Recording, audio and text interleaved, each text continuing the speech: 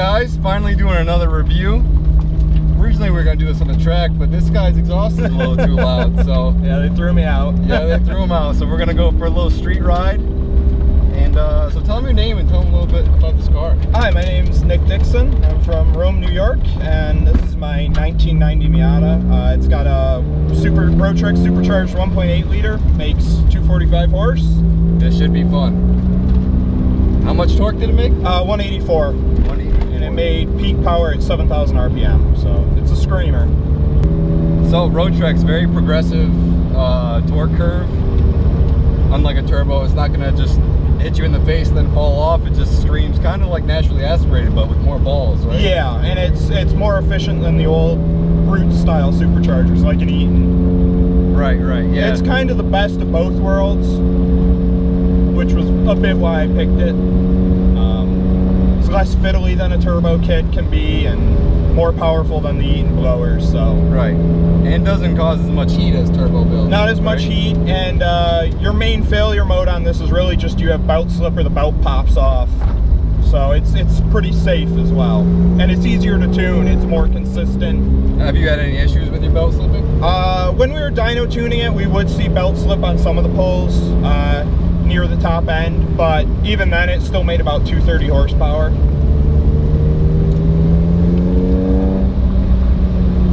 So at Redline, do you know how much boost it makes?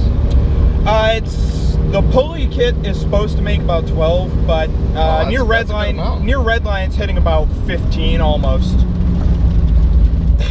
15 pounds. Yeah, it creeps up there. But because of the way it delivers it, it doesn't cause those boost spikes at low RPMs, which is what's really hard on engine. You get those high cylinder pressures at low speeds. Yeah, it creates a lot of stress. And that's what's hard on head gaskets and rods. And so it'll go right out of here probably? Yes. I believe that's what they said. Right, left. No, right, left, right. Right, left. So you guys can see already probably why we got kicked off the track. This thing's a screamer.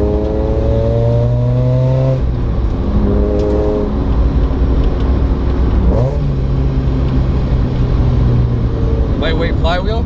10-pound flywheel from Flying Miata. It's still the 1.8 liter sized clutch and flywheel? Yes, because their clutch kits for both are the 1.8 liter, even if you're putting it on 1.6. Right. Yes.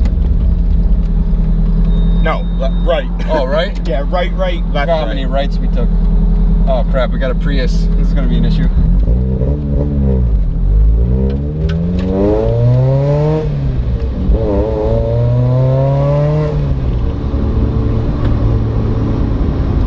Are the brakes stock brakes? They're the 1.8 liter size.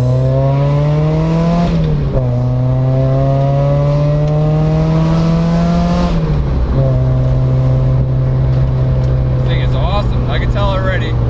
This is probably going to be what I'm going to have to do to my car when it's back and running. So we're looking for a certain road. Probably shouldn't say what road it is on the internet. So the exhaust setup, it's a Racing Bee header that you got used, that had a crack in it and you welded it up? Yep, and then it's running a test pipe. Mostly just to save money. It was going to be $250 for the right converter to make everything line up. So I just went with the test pipe. It's old enough that it doesn't do emissions testing. Yeah, it's a 90, right? Yeah. So you don't have to worry about that. And then it's Goodwin Racing Roadster Sport 3 cat mat. Yep. With the baffle out of it. Right now the baffle's in it, actually. Oh, is it really? Yeah, it's it's rowdy. Yeah, she's rowdy. You know what, I know this road, so I'm going to try this one.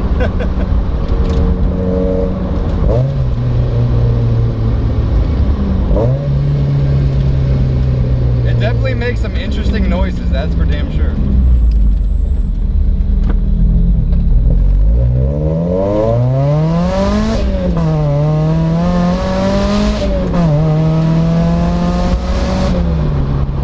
Pulls nice. Yeah, it's very natural feeling.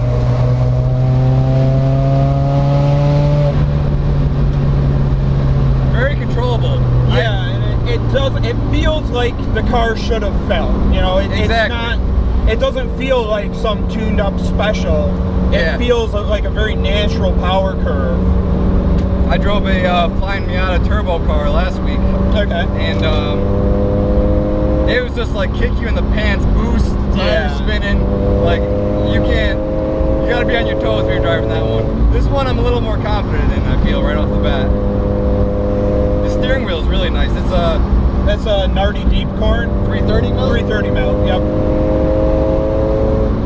I've been back and forth whether I want to do a 350 or a 330, but this feels right to me. I'm a smaller guy, so. Yeah, I actually picked it because I needed more room for my clutch lag, so that freed up some extra room. It's 20 millimeters narrower than stock, so.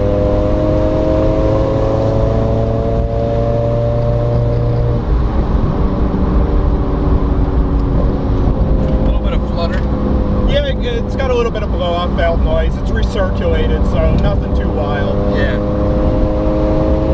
Keeps the engine healthy, though. Yeah. So, unfortunately, we're following somebody right now, but we'll turn around and hopefully we'll have open road.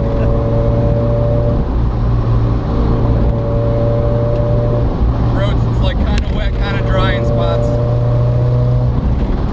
So coilovers, it's the Fly Miata VMAX setup? It's the VMAX Classic, the non-adjustable. So they're height adjustable, but... Height adjustable, not any rebound or dampening. Right.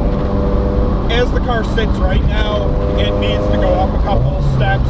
I either need to go to the VMAX Extremes or the Foxes. I put them on when I first started autocrossing it. They were okay then, but now with the power and grip the car has, they just don't have enough spring rate and enough dampening, so... They ride nice though.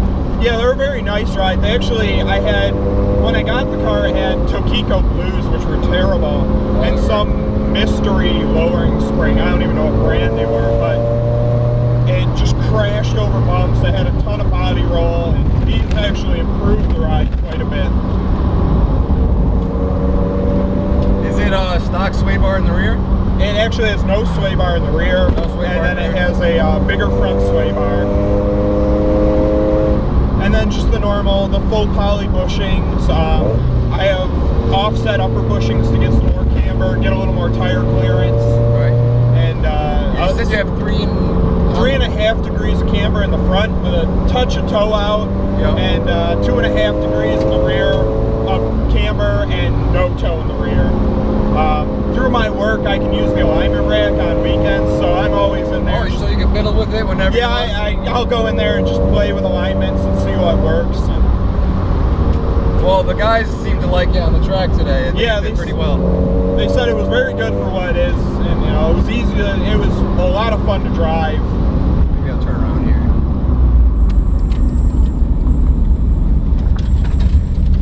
Is this a road or? It's a road, but it feels like a driveway. Yeah.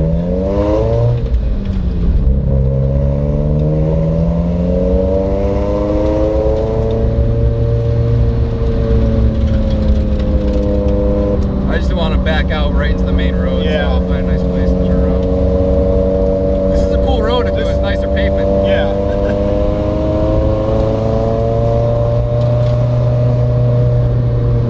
And really the biggest thing about this car is as much work's been done to it. I do this at home in a single stall of a garage. I don't have a lift.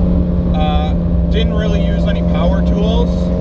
It was all pretty much done with hand tools.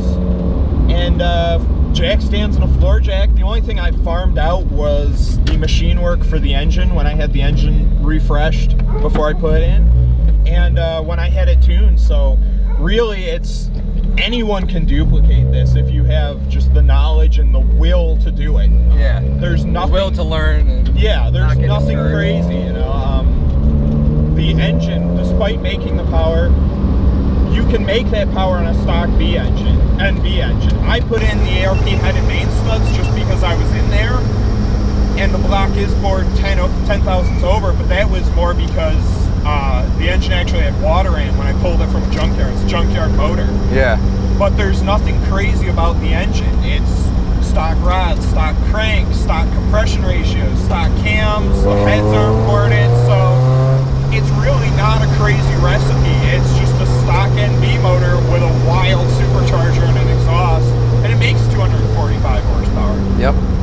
you have the coolant reroute, right? I have the coolant reroute, and What radiator is it? It's the Track Dog Racing radiator. I had the Koyo radiator, but they warned me that the Koyo top tank is too tall to clear their charge piping. They said pretty much any other radiator will work with it, but they guaranteed that theirs would work with it, so I just went with theirs for less of a headache. I didn't want to buy one and find out it didn't fit. Yeah. They know their stuff, so. Yeah, and it's a bulletproof combo too. I beat on it autocrosses with 60-second runs back to back, and it hasn't overheated. I mean, they were hard on today. It didn't overheat, didn't have any major issues, so it's... Yeah. She did well, I'd say. Yeah, it's tough. All right, guys, so I'm sorry. This GoPro cut off. The SD card is full, but we still got this one live, so we'll close this out soon. Just go for a little rip down this road and call it a day.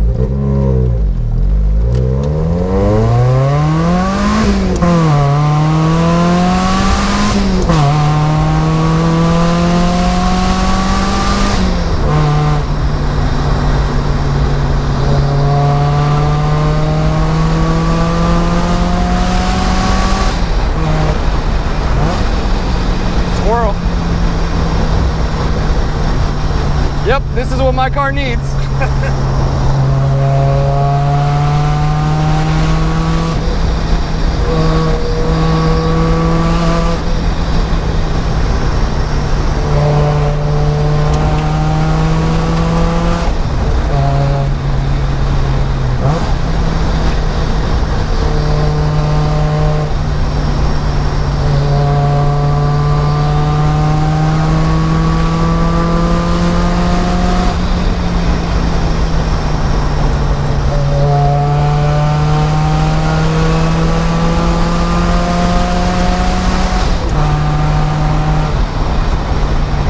This is an awesome car, man. It's absolutely awesome. And it's not obtrusive either. When you're driving around on the street, it doesn't, surge or give you any hard times. It drives like a stock car. Exactly, yeah. The best term I heard for this was a friend of mine who had he has one with the MP62 blower, making about the same power, a little more torque. He described the Supercharger as the Miata marital aid. Said, he got tired. You get tired with them at stock power, and you put a Supercharger on, and it's like a whole new car, and you're just in love with it again.